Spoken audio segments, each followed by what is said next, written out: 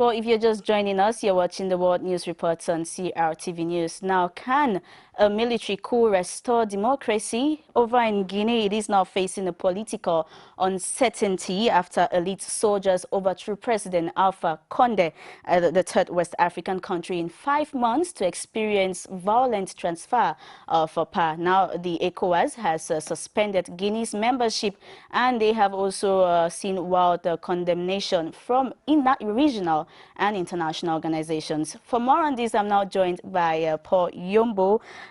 Hello, Paul, and welcome to the program. Hello, Gladys. Thank you for having me. Just to say you're an international relations expert before we get started, what was your reaction like when you got the news of Alpha Conde's ousting?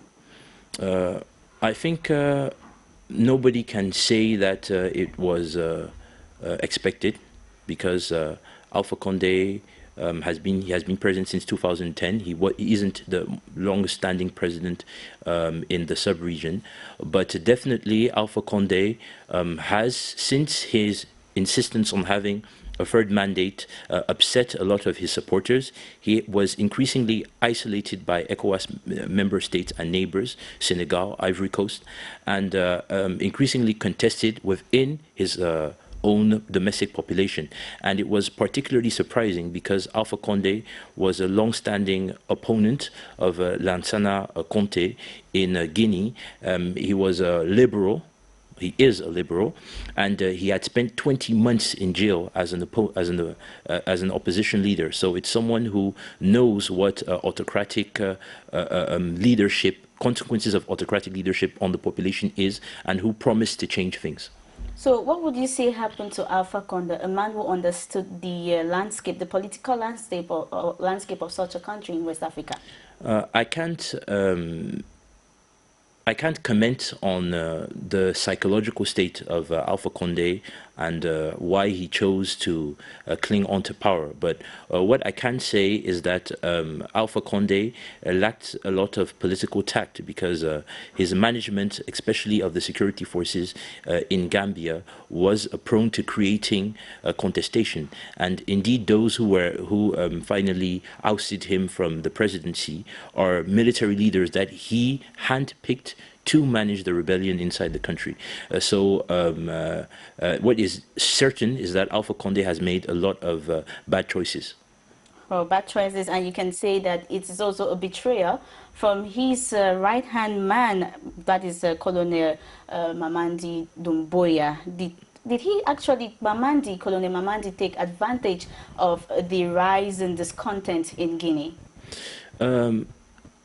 When Alpha Conde's demise was announced, it was meted by outcries of joy in certain places in the capital, where spontaneously people from the population went out to the street to salute the coup.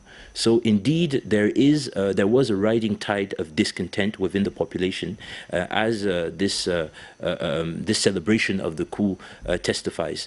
So definitely, he was riding on a wave of discontent within the military, within the global population, and within the administration. So now he's promising a shift, transfer of power, promising development and all of that. What do you make of his promises? Nothing, really, because, you know, Alpha Conde himself came to power with a lot of promises. We are used to a lot of promises by some African head of states. Do they make good on these promises?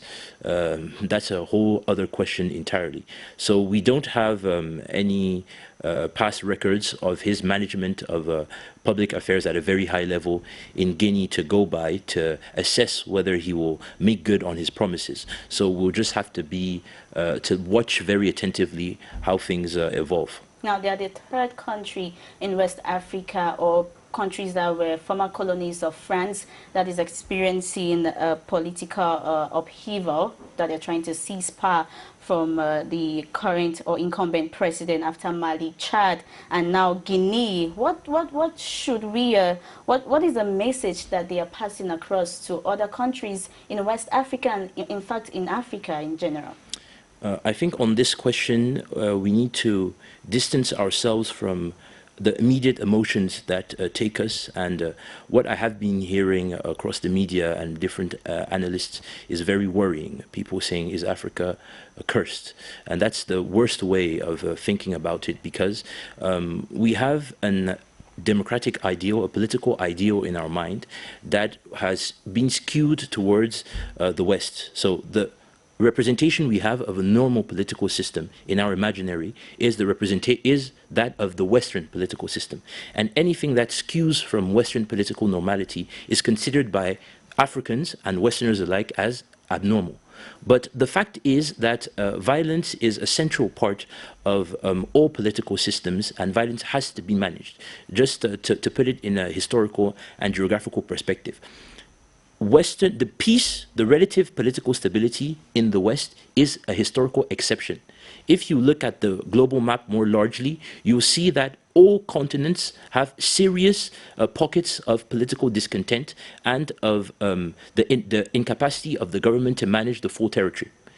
If you look at it in a historical, longitudinal way, you'll see that even Europe in the last century, at the end of the last century, had coups. There was a military junta that was managing Spain. There is still a dictator that's president in Europe, Belarus, Lukashenko. He has been there for almost 30 years now. So the idea that Africa is cursed because there are coups is a very bad idea. And it's something that comes from our historical unconscious, that we generally look at everything African as being strange, and which is very wrong. And this more so that the apparent political stability in the West is created by externalizing their violence to other parts of the world. We're talking about Afghanistan, and I saw the reports on Afghanistan. The situation in Afghanistan is a situation where a democracy, which is in peace domestically, externalizes its violence so that it doesn't have to exercise the violence on its domestic population. So somehow the West isn't in peace because the West fights its wars abroad in other people's countries. So we can't conclude that Africans are sending a message to other Africans through these coups. One, we can't conclude that Africa is a land of exceptionality where strange things happen because they're coups. Because these coups are a central part of political normality, which is violence. And so the state's systems have to be forged to be capable of managing the violence that is inherent in the society. And that's where Africans need to work. We need to work on our capacity of managing violence. How do we manage violence? Now, with this conclusion in the minds of those in the Western world and even in Africa and also over there in Guinea, how do you expect the population, because when you listen to reports, the population is happy about the act, and also how do you expect France to react to this situation? Well, those are two different questions. Like the first question on the population isn't a monolithic whole. In no country, the population is a monolithic whole. The population is crossed by political dissensions, ethnical, religious, sociological differences that condition their reaction to political, social, all kinds of news that appears.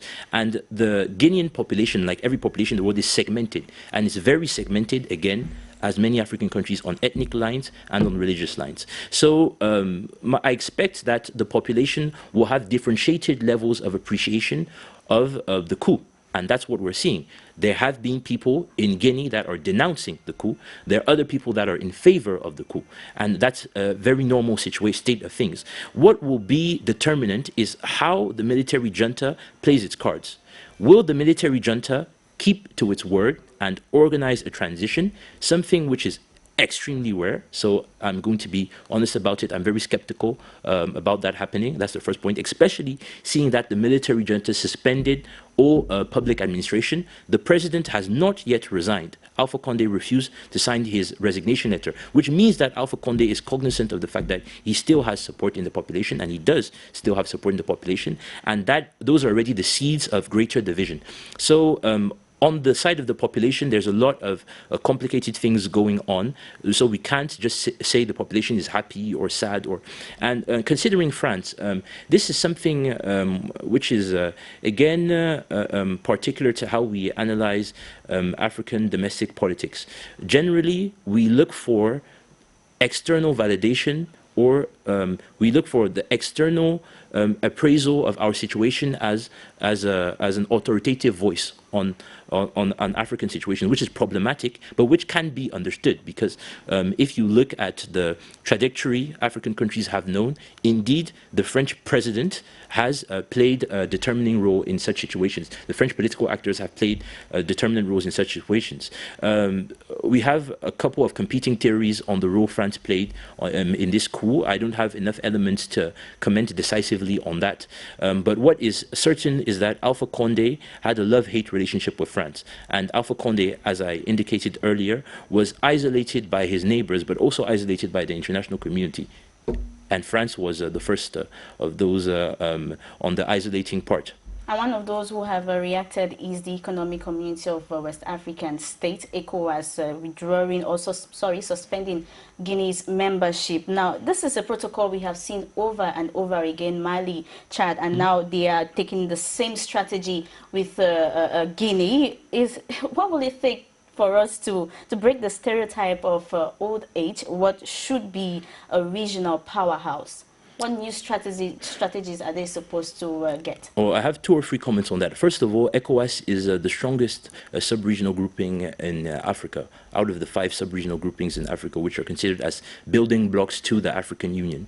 ECOWAS historically, through ECOMOG, which is, well, it changed name, but which was the sub-regional military force, ended political upheaval in a certain number, intervened militarily in countries in the zone. The last in date, which we can remember was a great success, was in Gambia, where Yahya Jammeh was peacefully removed from power. So ECOWAS does have a lot of credit in the eyes of the international communities and of political analysts. That's the first point I'd like to raise. The second point is that indeed it is a continuing strategy. Since 1993 and the Cairo mechanism on the prevention of a violent conflict, and then 1999, where there was an additional protocol on the outlawing of unconstitutional grabbing of power. The position of the African Union has always been to isolate heads of states that grab power in extrajudicial ways. Well, the fact is, many sitting African presidents have themselves